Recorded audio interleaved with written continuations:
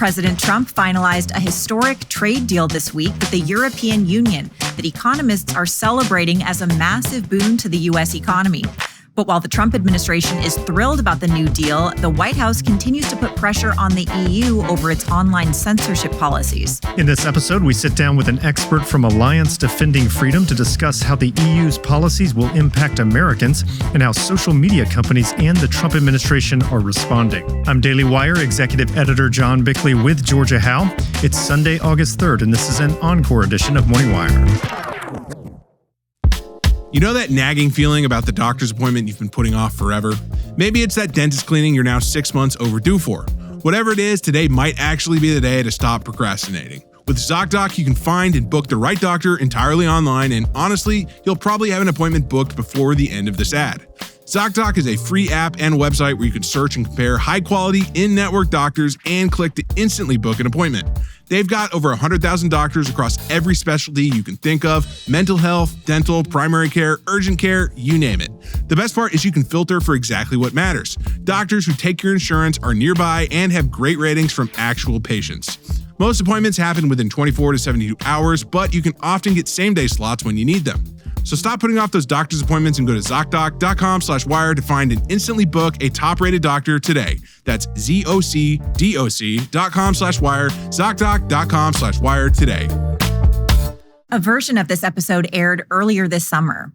Joining us now to discuss the EU's new online censorship policies is Jeremy Tedesco, Senior Vice President of Corporate Engagement at Alliance Defending Freedom. Jeremy, thank you for coming on. Yeah, it's my pleasure, John. So most of our audience will not have heard about Europe's Digital Services Act before, so let's start there.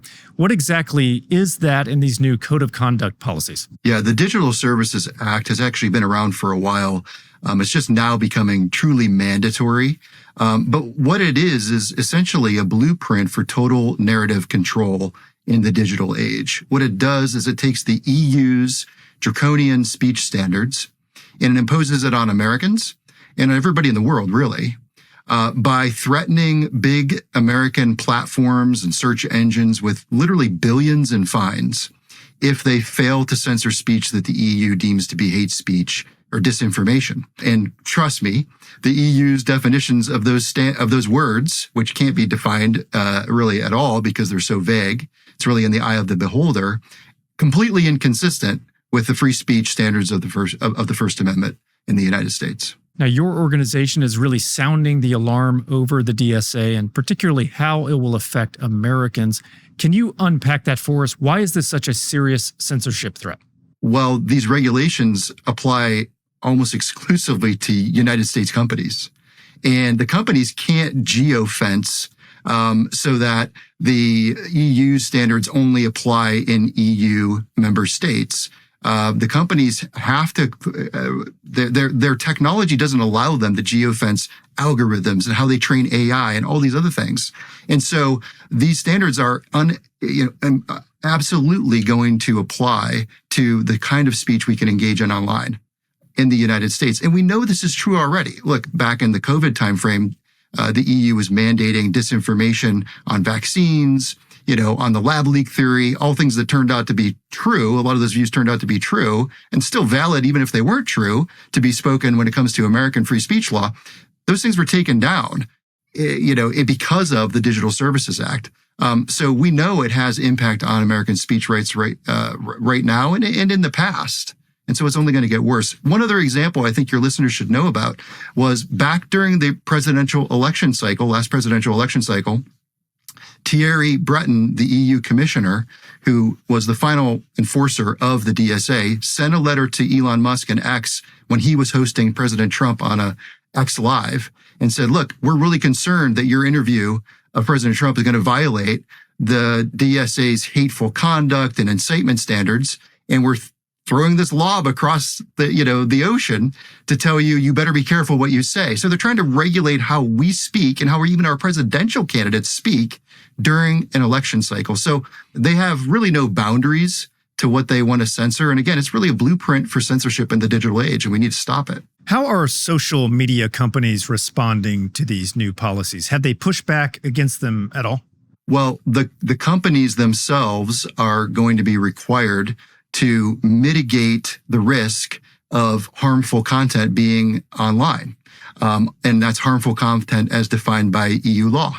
And so the companies have to start deleting, restricting, shadow banning any speech that could possibly come into conflict with EU laws on hate speech and disinformation. I think about this at a time when the DSA was voluntary for these companies to comply with.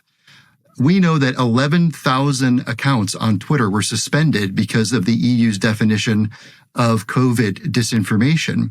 So now that this is going to become mandatory, that's only going to get worse. The censorship isn't going to get better in a mandatory world where the companies truly are facing these crippling fines if they don't censor consistent with the EU's, view of what's right and wrong. I mean, essentially is the EU setting themselves up as the arbiters of truth online. How has this administration been different than the Biden administration in terms of, obviously this is a long time coming. We've seen these actions really ramping up, like you said, in 2020.